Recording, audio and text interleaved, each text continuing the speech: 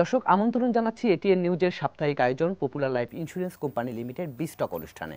আপনাদের সাথে আছি আমি গোলাম কাদির রবু। দর্শক, সাম্প্রতিক দেশের অর্থনীতির সবচেয়ে দুশ্চিন্তার বিষয় হচ্ছে ব্যাংকিং খাত। তার কারণ হিসেবে বলা যায় এখন অর্থনীতিতে যে সমস্যাগুলো দেখা যাচ্ছে সেই সমস্যার যদি আমরা মূল খুঁজতে যাই তাহলে দেখা যাবে সেখানে ব্যাংকিং খাতের বিষয়টি চলে আসবে।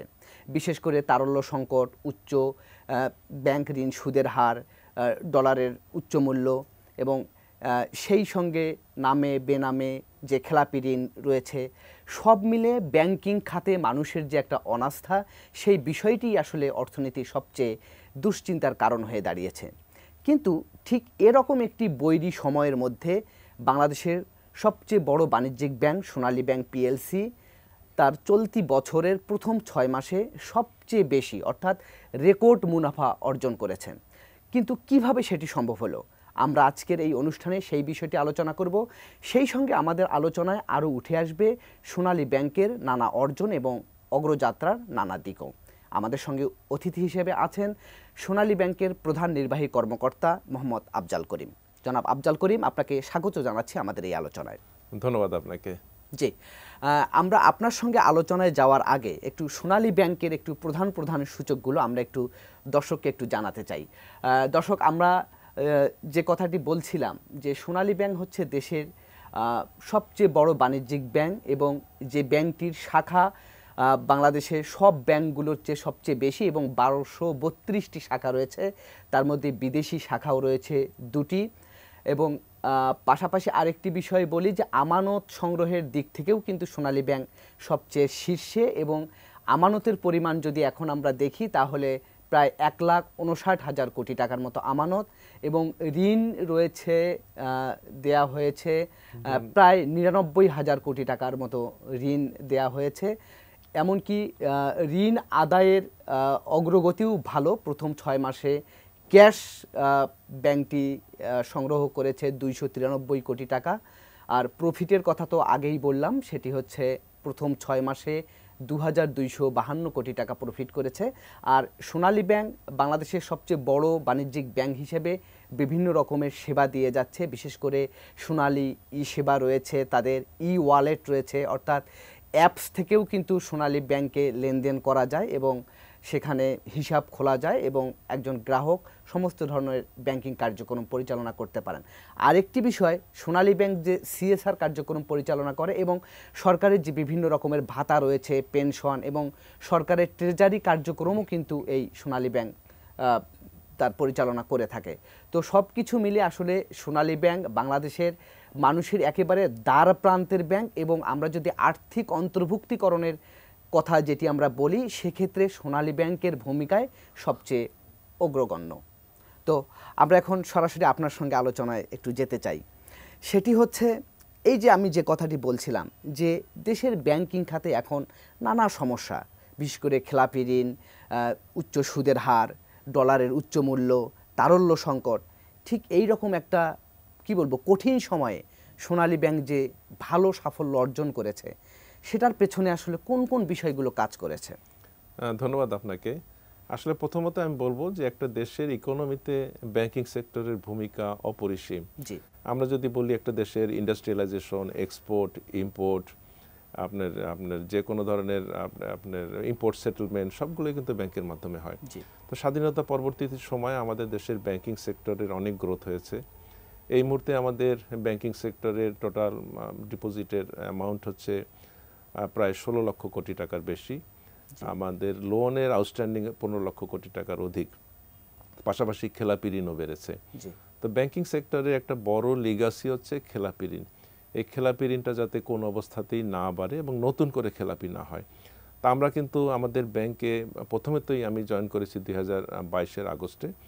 জয়েন করার পরেই আমি যে চেষ্টাটা করেছি যে গুড গভর্নেন্সের মাধ্যমে এবং আমাদের সকল ক্ষেত্রে বাংলাদেশ ব্যাংকের যে সার্কুলার আছে ডিউ ডিলিজেন্স ফলো করে কাজ করার জন্য। এবং গুড গভর্নেন্স এস্টাবলিশ হলে যে জিনিসটা হয় যে ডিউ ডিলিজেন্সটা থাকে এবং ব্যাংকের ইন্ডিকেটরগুলো ভালো হয় এবং সবাই সেই ব্যাংকের নিয়মকানুন ফলো করে কাজ করার জন্য চেষ্টা করে। আপনি অনেকগুলো ইন্ডিকেটরের কথাই বলেছেন। তো প্রথমত বলি যে সোনালী ব্যাংক কিন্তু রাষ্ট্রের বৃহত্তম বাণিজ্যিক ব্যাংক, কি শুধু নামেই না, সোনালী ব্যাংকের উপর জনগণের অগাধ আস্থা এবং বিশ্বাস। জি এবং একটি ব্যাংকের অস্তিত্ব বা তার স্থায়িত্ব ডিপেন্ড করে যে জনগণের আস্থা সেই ব্যাংকটির উপর কতটা আছে। তো জনগণের আস্থার একটা বড় প্রতিফলন হচ্ছে আমাদের deposit, size of the deposit. আমরা যদি দেখি 2021-এও আমাদের ডিপোজিটের পরিমাণ কিন্তু অনেক কম ছিল। সেটি রাইট নাও আমাদের ডিপোজিট প্রায় 1,59,000 কোটি টাকা, টাকায় চলে আসছে এবং এটি ব্যাংকিং সেক্টরের মধ্যে সর্বোচ্চ। এবং আমাদের কিন্তু ডিপোজিটের রেট অনেক ব্যাংকের তুলনায় কিছুটা কমই, তা সত্ত্বেও আমাদের ডিপোজিটের এই গ্রোথটা হয়েছে, এবং এটি একটা বড় কারণ কিন্তু জনগণের আস্থা। আর একটা যেটি আপনি প্রফিটের কথা বললেন, এই প্রফিটটা এটি হচ্ছে আমাদের অপারেটিং প্রফিট, আমাদের পরিচালন মুনাফা যেটি। তো অপারেটিং প্রফিট বেশি হওয়ার বড় কতগুলো কারণ যদি আমি বলি, যে আপনি জানেন যে একটা ব্যাংকে যদি নতুন করে লোন ক্লাসিফাইড হয়, সেই ক্লাসিফাইড লোনের এগেনস্টে প্রভিশন সংরক্ষণ করতে হয়। তা আমাদের কিন্তু আমরা যে জিনিসটা চেষ্টা করেছি, আমরা নতুন করে লোন ক্লাসিফাইড হতে দেই নাই। আমাদের যে পুরনো লোন যেটা ক্লাসিফাইড ছিল সেখান থেকে বরং আমরা রিকভারির চেষ্টা করেছি। আপনি যেটা বললেন যে 293 কোটি টাকা, 293 কোটি টাকা কিন্তু শুধু ক্লাসিফাইড লোন থেকে ক্যাশ রিকভারি হয়েছে, এছাড়া রিশিডিউল বা অন্যান্য প্রক্রিয়ার সমন্বয় হয়েছে। 2 বছর আগে আমাদের ক্লাসিফাইড লোন ছিল প্রায় 18%, রাইট নাও এটি 13.5%। তো সেখানে আমাদের ক্লাসিফাইড লোন তো আমরা বাড়তেই দিইনি, বরং কিছুটা কমিয়েছি। আর একটা ব্যাপার হচ্ছে যে আমাদের ব্যাংকে, যে কোনো ব্যাংকেরই ডিপোজিট হচ্ছে ব্যাংকের লায়াবিলিটি, কারণ ডিপোজিটের উপর গ্রাহককে কিন্তু সুদ সহ টাকাটা ফেরত দিতে হয়, এবং সেখানে গ্রাহককে কিন্তু 100% সুদ দিয়েই তাকে টাকাটা ফেরত দিতে হয় যখন টাকাটা ওনার প্রয়োজন হয়। আপনাদের আরেকটি বিষয় খুব কি বলবো, এটা খুবই একটা গুরুত্বপূর্ণ বিষয়, যেটি হচ্ছে আমরা যদি অন্যান্য ব্যাংকগুলো দেখি, তারা শহর অঞ্চলেই বেশি শাখা খুলতে আগ্রহী, কিন্তু সোনালী ব্যাংকই একমাত্র ব্যাংক যে যার বেশি শাখা গ্রাম অঞ্চলে। এটাও কিন্তু একটু ডিফারেন্ট। আপনি এটি ঠিকই বলেছেন। আমাদের এই মুহূর্তে বাংলাদেশে 1230টি শাখা রয়েছে আর 2টি ওভারসিজ ব্রাঞ্চ রয়েছে। তো আমাদের শাখার কিন্তু বিস্তৃত নেটওয়ার্ক, উপজেলা এবং ইউনিয়ন পর্যায়ে পর্যন্ত নেটওয়ার্ক রয়েছে, এবং এটি সোনালী ব্যাংকের এই নেটওয়ার্কটা সবচেয়ে বেশি। এবং এটির মূল উদ্দেশ্য হচ্ছে আমাদের প্রান্তিক জনগোষ্ঠী, আমাদের ফাইন্যান্সিয়াল ইনক্লুশন, এবং আমাদের এই বিপুল জনগোষ্ঠীকে ব্যাংকিং সেবার মধ্যে নিয়ে আসার একটা, এবং সেটি কিন্তু আমরা সেই কাজটা করার চেষ্টা করছি এবং সাকসেসফুলি ইদানিং আমরা করছিও। তার একটা বড় কারণ হচ্ছে, আমি আপনাকে তথ্য দেই যে আমাদের এই যে ঋণের পরিমাণ এই মুহূর্তে প্রায় 1 লক্ষ কোটি টাকা, এখানে কিন্তু আমাদের সিএমএসএমই খাতের কন্ট্রিবিউশন, অর্থাৎ পোর্টফোলিওতে আমার সিএমএসএমই আছে প্রায় 16%-এর মতো। এটি 1.5 বছর আগেও মাত্র 7% ছিল। স্যার, আরেকটা বিষয় একটু জানতে চাই, আপনি তো এর আগে হাউস বিল্ডিং ফাইন্যান্স কর্পোরেশনে ছিলেন, তারপর আপনি সোনালী ব্যাংকে এলেন। আপনি যখন সোনালী ব্যাংকে এলেন তখন তো দেশের ব্যাংকিং খাত একটি কঠিন সময়ের মধ্য দিয়ে যাচ্ছে, এমনকি সোনালী ব্যাংকও কঠিন সময়ের মধ্য দিয়েই যাচ্ছিল। তো আপনি এসে এখানে কি পরিবর্তনগুলো আসলে চেঞ্জ করলেন, বা পরিবর্তনগুলো করলেন যে কারণে আসলে পুরো ব্যাংকিং খাতে একটা ভালো প্রভাব পড়লো আপনার, বিশেষ করে সোনালী ব্যাংকে? প্রথমত আমরা গ্রাহকের আস্থা অর্জন করার চেষ্টা করেছি, আমাদের সার্ভিসের মান উন্নয়নের চেষ্টা করেছি, আমাদের যে একদম হেড অফিস থেকে শাখা পর্যায়ে যে কর্মকর্তারা রয়েছে তাদের এফিসিয়েন্সি বাড়ানোর চেষ্টা করেছি, এবং সর্বোপরি ব্যাংকের ক্যাপাসিটি ডেভেলপমেন্টের জন্য কাজ করেছি, এবং আমাদের এটা গুড গভর্নেন্সের মাধ্যমে সেই জিনিসটা আমরা স্থায়ী করার চেষ্টা করেছি। মানে সুশাসনকে আপনারা বেশি গুরুত্ব দিলেন? সুশাসনকে অনেক বেশি গুরুত্ব দেওয়া হচ্ছে, এবং আমাদের শাখাগুলোকে কিন্তু আমরা পর্যায়ক্রমে বলেছি যেগুলো আইডিয়াল ব্রাঞ্চ হবে। আমরা বিদেশে গেলে দেখি যে একটি ব্রাঞ্চে একজন গ্রাহক যদি কোনো সেবা নিতে যায়, তাকে বিভিন্ন ডেস্কে ঘোরাফেরা করতে হয় না বা সময় নষ্ট করতে হয় না। এখন সে একটা মাত্র ডেস্কে যাবে, হেল্প ডেস্কে যাবে, এবং সেখানে কিন্তু আমাদের ইতিমধ্যেই আমরা প্রায় 40টি শাখাকে মডেল শাখা হিসেবে ডিক্লেয়ার করেছি, এবং সেখানে একজন গ্রাহক গেলে উনি কিন্তু এক ডেস্ক থেকে সব সেবাগুলো পাবেন। এবং অনেক সময় থাকে যে গ্রাহক কোনো সেবা নিতে গেলে, সেটা ঋণ হোক, ঋণের পুনঃতফসিল হোক, বা কোনো ডিপোজিট স্কিমের জন্য হোক, দেখা যায় যে একটা প্রয়োজনীয় পেপার উনি নিয়ে আসেন নাই, সেটার ব্যাপারে তাকে অ্যাডভাইস দেওয়া হয়। এবং গ্রাহকের এন্ডেও যদি কোনো কাজ পেন্ডিং থাকে, আমাদের রিলেশনশিপ ম্যানেজার কিন্তু সেই গ্রাহকের সাথে যোগাযোগ করে। আপনি একটা পুরস্কার পেলেন ই-ওয়ালেট চালু করার জন্য। হ্যাঁ, আমাদের সোনালী ব্যাংকে আমাদের যে আজকের ডিজিটাল ব্যাংকিং, আগামী দিনের স্মার্ট ব্যাংক হিসাবে গড়ে তোলার জন্য আমরা কাজ করে যাচ্ছি। তো আমাদের যে সোনালী ব্যাংকের ই-ওয়ালেট আমরা করেছি, সেই ই-ওয়ালেটে কিন্তু বোথ অ্যান্ড্রয়েড এবং আইওএস ভার্সনে এটি অপারেট করা যায়। আমাদের বিশেষ করে আমি বলবো যারা প্রবাসী ভাইয়েরা যারা আছেন, তাদের দীর্ঘদিনের একটি দাবি ছিল ওনারা যেন প্রবাসে বসে ওনার অ্যাকাউন্ট অপারেট করতে পারেন। তা আগে এটি সম্ভব ছিল না। এখন কিন্তু শুধু বাংলাদেশে না, পৃথিবীর যে কোনো প্রান্তে বসে ই ওয়ালেটটা ডাউনলোড করে গ্রাহক তার অ্যাকাউন্টটা অপারেট করতে পারতেছেন। উনি ওনার অ্যাকাউন্ট থেকে আরেক অ্যাকাউন্টে টাকা ট্রান্সফার করতে সরকারি ব্যাংকে পারতেছেন, আসলে যেটি কল্পনাই করা যেত না, আরেক অ্যাকাউন্টে টাকা ট্রান্সফার করতে পারতেছেন ঘরে বসে, আরেক মানে বিল পেমেন্ট করতে পারতেছেন, এমএফএস এ নগদ বিকাশ রকেটে টাকা ট্রান্সফার করে নিয়ে আসতে পারতেছেন, নিকটস্থ এজেন্টের কাছ থেকে ক্যাশ আউট করতে পারতেছেন।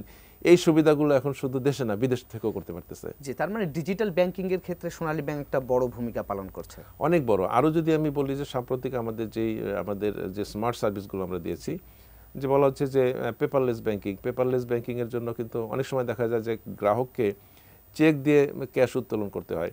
সে চেকেরও কিন্তু এখন বিকল্প আমরা নিয়ে এসেছি, যে চেক যদি উনি না নিয়ে আসেন, চেকের পাতা শেষ হয়ে যায় অথবা ভুলে বাসায় রেখে আসছেন, সেই ক্ষেত্রে কিন্তু উনি কিউআর কোডে স্ক্যান করে বাংলাদেশের যে কোনো শাখা থেকে তাৎক্ষণিকভাবে ক্যাশ আউট করতে পারবেন।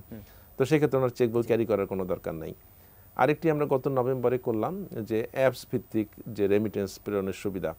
আমাদের ইউএসএতে আমাদের সোনালী এক্সচেঞ্জ আমাদের রেমিটেন্স কোম্পানি রয়েছে। তো সেখান থেকে আমাদের ইউএসএর 6টা স্টেট থেকে, যেখানে আমাদের বাঙালি অধ্যুষিত স্টেটগুলো, সেখান থেকে কিন্তু আমাদের প্রবাসী ভাইয়েরা সোনালী এক্সচেঞ্জ অ্যাপ ইউজ করে তাৎক্ষণিকভাবে রেমিটেন্স পাঠাতে পারেন। অর্থাৎ ওনার ব্যাংক অ্যাকাউন্টকে ডেবিট করে বেনিফিশিয়ারির ব্যাংক অ্যাকাউন্টে ক্রেডিট করতে পারেন, অথবা বেনিফিশিয়ারির এমএফএস এ নগদ বিকাশ রকেটও টাকাটা ট্রান্সফার করতে পারতেছেন তাৎক্ষণিকভাবে। জি স্যার, আপনি রেমিটেন্সের কথা বললেন, তো আমরা স্যার একটু রেমিটেন্স আহরণের ক্ষেত্রে সোনালী ব্যাংক কতটা ভূমিকা পালন করছে এবং কতটা আনতে পারছে, বা এ নিয়ে আপনারা আরও কি কি পরিকল্পনা সাজিয়েছেন, আমরা এই বিষয় নিয়ে আপনার আরও কথা শুনবো। তবে তার আগে নিচ্ছি স্যার ছোট্ট একটি বিরতি। দর্শক, আপনারা দেখছেন পপুলার লাইফ ইন্স্যুরেন্স কোম্পানি লিমিটেড বিস্টক অনুষ্ঠান। আজ আমাদের সঙ্গে অতিথি হিসেবে আছেন সোনালী ব্যাংক পিএলসির প্রধান নির্বাহী কর্মকর্তা মোহাম্মদ আফজাল করিম। আমরা যাচ্ছি এখন বিরতিতে, একটু পরেই ফিরছি, আমাদের সঙ্গেই থাকুন।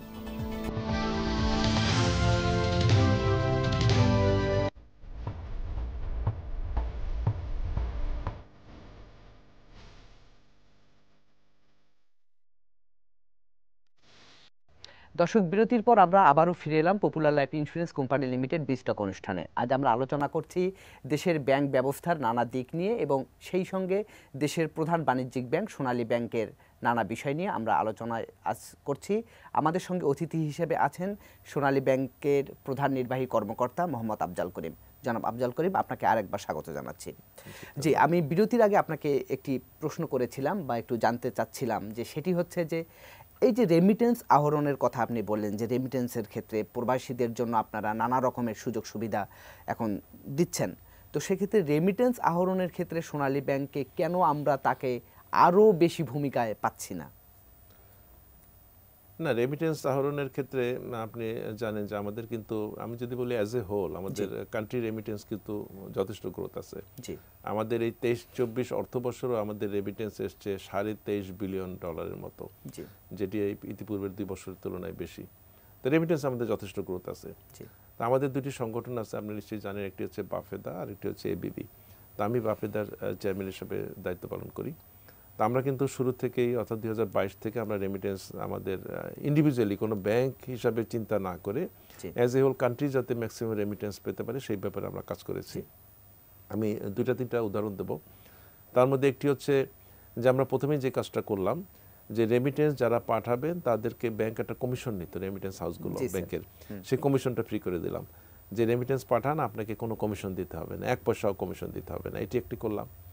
আরেকটি যেটি করলাম, যে আমাদের বন্ধের দিনে আমাদের রেমিটেন্স হাউসগুলো খোলা থাকবে, এবং ওয়ার্কিং ডেতে লেট আওয়ারে আমাদের 2 ঘন্টা বেশি খোলা থাকবে, যাতে করে হয় যে আমাদের কষ্টার্জিত রেমিটেন্স যারা পাঠান, ওরা সবাই তো বিদেশে এনগেজ থাকেন, ব্যস্ত থাকেন, ওনাদেরকে একটা দিন নষ্ট করে এই আমাদের রেমিটেন্স হাউসের আসতে না হয়। তো বন্ধের দিনে ওনারা যাতে সহজে আসতে পারেন, এটি আমরা করলাম। তারপরে সম্প্রতি আমরা গত নভেম্বরে আমরা একটা অ্যাপস ডেভেলপ করলাম, সোনালী এক্সচেঞ্জ অ্যাপ, ইউএসএ থেকে। আপনি জানেন যে প্রত্যেকটা অ্যাপসের মানে এটা রেগুলেটরের পারমিশনের ব্যাপার থাকে, এবং একটা টেকনিক্যাল অনেকগুলো ইস্যুও থাকে। তো আমরা সেই অ্যাপসটা গত নভেম্বরে ডেভেলপ করলাম। এখন কিন্তু ইউএসএ থেকে আমাদের প্রবাসী ভাইয়ের অ্যাপসের মাধ্যমে তাৎক্ষণিকভাবে রেমিটেন্স পাঠাতে পারছেন। এখন তো অফশোর ব্যাংকিংও চালু হয়েছে। এখন এই যে ফরেন কারেন্সির ইনফ্লোটা বাড়ানোর জন্য সরকারের তরফ থেকেও কিন্তু অনেকগুলো ব্যবস্থা নেওয়া হয়েছে। যেমন একটা আছে যে আরএফসিডি অ্যাকাউন্ট, যে resident foreign currency deposit account. তো সেই অ্যাকাউন্টে কিন্তু আমাদের দেশে যারা আমরা অনেকেই তো বিদেশ যায়, বিদেশ গেলে উনি ডলারে স্বাভাবিকভাবে সাথে ডলার নিয়ে যান, তো ক্রেডিট কার্ডে ডলার এন্ডোর্স করে নিয়ে যান, কিন্তু দেখা যায় যদি দেশে আসার পরে ওনার ক্যাশ ডলার কিছু রয়ে গেছে 500, 700, 1000, 2000, অথবা বিদেশ থেকে ওনার করে আত্মীয় স্বজন ওনাকে কোনো গিফট করতে পারেন, গিফট করছেন, তো সেটা উনি ব্যাংকে জমা দিতেন না, উনি বাসায় রেখে দিতেন। তো তাতে হইতে কি যে প্রয়োজনের সময় ক্যাশ ডলারের অনেক সময় ঘাটতি থাকতো। তো এখন কিন্তু সরকার যেটি করেছে, সেন্ট্রাল ব্যাংক, বাংলাদেশ ব্যাংক যেটি করেছে, একটি আরএফসিডি অ্যাকাউন্ট আমরা বলি, প্রত্যেকটা ব্যাংকের এডি ব্রাঞ্চে কিন্তু আরএফসিডি অ্যাকাউন্ট আমরা করে এটা তো দিয়েছি। রিজার্ভের বাড়াতেও একটা বড় ভূমিকা পালন করবে। এটা আমাদের সরাসরি রিজার্ভে না গেল, আমাদের যে ক্যাশ ডলারের রিকোয়ারমেন্ট সেটিকে ফুলফিল ওই করবে, টানটা তো কমে যাবে। তো এটাকে আমি বলি যে ধরেন কেউ বিদেশে গেল, উনি কিন্তু $10,000 পর্যন্ত উনি উইদাউট ডিক্লারেশনে নিয়ে আসতে পারবেন, এনে ওই আরএফসিডি অ্যাকাউন্টে জমা দিতে পারবেন, ওনাকে কেউ কোনো প্রশ্ন করবে না। এবং শেষ করিয়ে উনি যদি $10,000 বেশিও আনেন, সেক্ষেত্রে ওনার এয়ারপোর্টে জাস্ট একটা ডিক্লারেশন দিতে হবে, ডিক্লারেশন দিয়ে এসে উনি আরএফসিডি অ্যাকাউন্টে জমা রাখতে পারবেন। এতে যেটি হবে যে ব্যাংকগুলোতে ক্যাশ ডলারের যে তারল্যটা থাকবে, এবং যারা বিদেশে যান বিভিন্ন সময় ক্যাশ ডলারের প্রয়োজন হয়, ব্যাংকগুলো কিন্তু তাৎক্ষণিক ওনাকে ক্যাশ ডলার দেবে। এবং যিনি আরএফসিডি অ্যাকাউন্টে ডলারটা রাখলেন, আগে তো উনি বাসায় রেখে দিতেন, ওটার উপর কোনো ইনকাম জেনারেট হতো না, উনি কিন্তু এটার উপর রেফারেন্স রেট প্লাস 1.5% ইন্টারেস্ট পাচ্ছেন। অর্থাৎ রেফারেন্স রেট যদি 5.5% হয়, যেটা আমাদের এসওএফআর রেট, এর সাথে আরো 1.5% যোগ হলে প্রায় 7%-এর মতো ইন্টারেস্ট পাচ্ছেন। এটা কিন্তু একটা বিরাট বেনিফিট। জি স্যার। স্যার আরেকটা বিষয়, সম্প্রতি তো আমরা দেখলাম যে সোনালী ব্যাংকের সাফল্যের তালিকায় আরো 2টি সাফল্য যোগ হয়েছে, সেই ব্যাপারে স্যার একটু যদি বলতেন। ধন্যবাদ আপনাকে।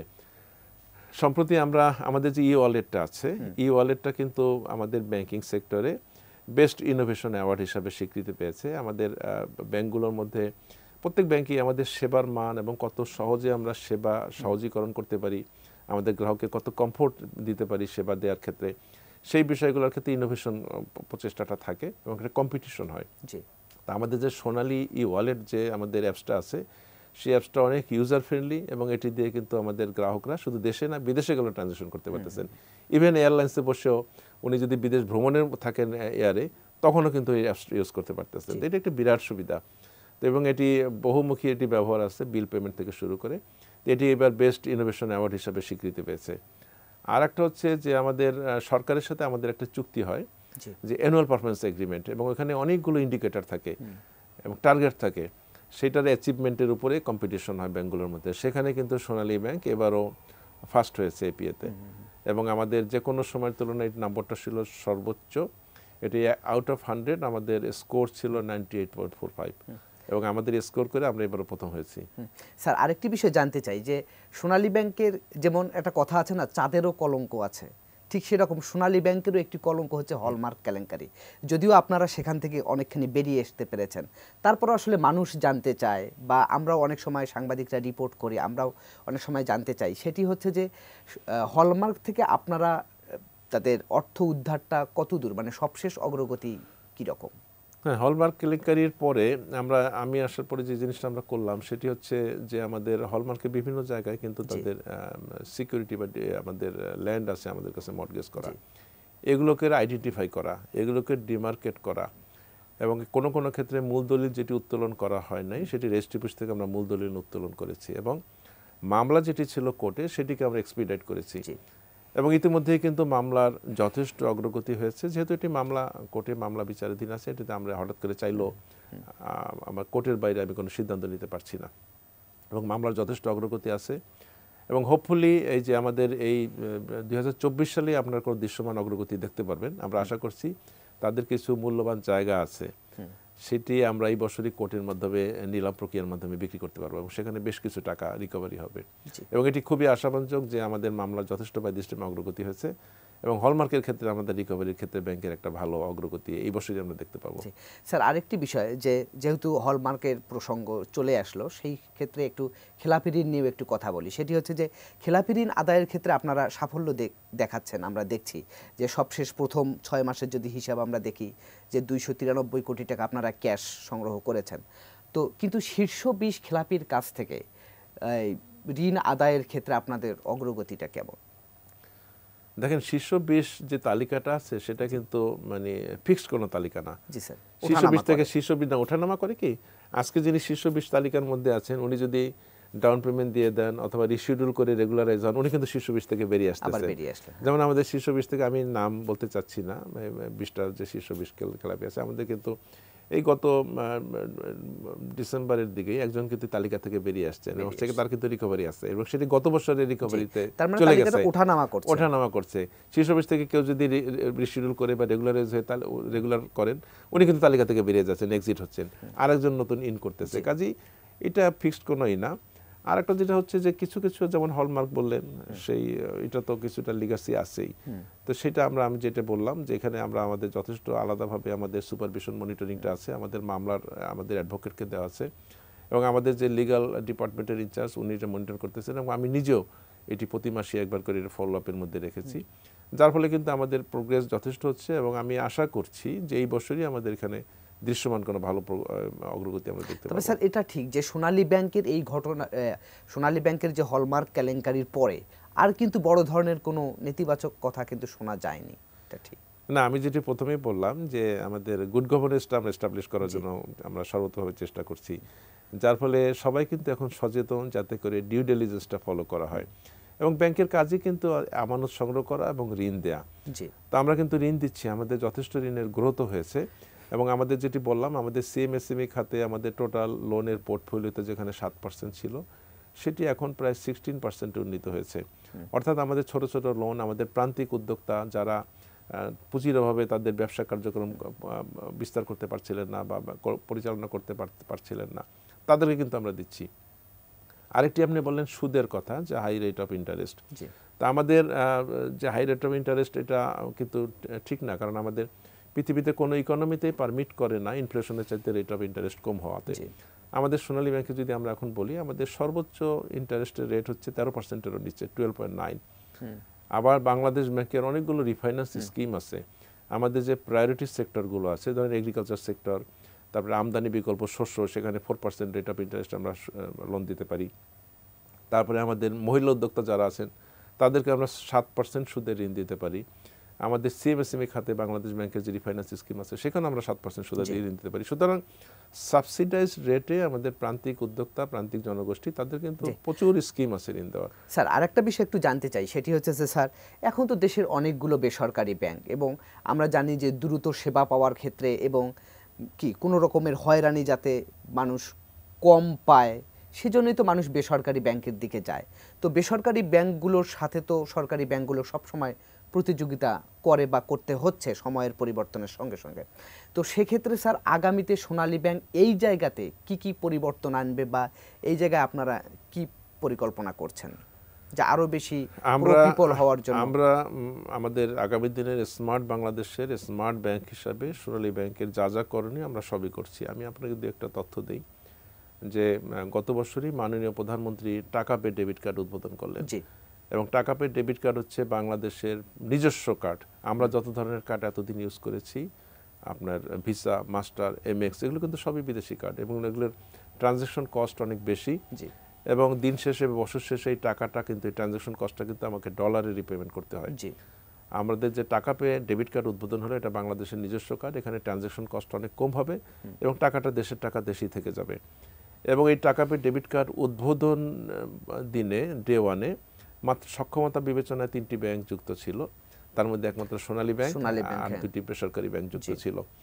এবং এই টাকা পে ডেবিট কার্ড আমরা খুব সাকসেসফুলি লঞ্চ করেছিলাম এবং এখন কিন্তু আমরা আমাদের গ্রাহকদেরকে টাকা পে ডেবিট কার্ড দিচ্ছি। পরিবর্তন হচ্ছে, টাকা পে ডেবিট কার্ড দিচ্ছি, আমার নিজেরও আছে টাকা পে ডেবিট কার্ড এবং টাকা পে ডেবিট কার্ড দিয়ে আপনি যে কোনো ধরনের আউটলেটে যে কেনাকাটা করতে পারবেন, আপনার এটিএম মেশিন থেকে যে টাকা উইথড্রল করতে পারবেন, এভরি ফ্যাসিলিটিস আর দেয়ার। তো স্যার আরেকটি বিষয় সেটি হচ্ছে যে কিন্তু আপনাদের এটিএম বুথের সংখ্যা কম কেন? যেহেতু এটা একটা বড় ব্যাংক, অনেকগুলো শাখা সারা বাংলাদেশে, এইটা বাড়ানোর কোনো পরিকল্পনা আপনাদের আছে কিনা? দেখেন, এটিএম বুথ কিন্তু ব্যাংকের যে থাকতেই হবে তা কিন্তু না। আমরা কিন্তু এটিএম বুথ আমাদের এই মুহূর্তে প্রায় 400-র মতো আছে।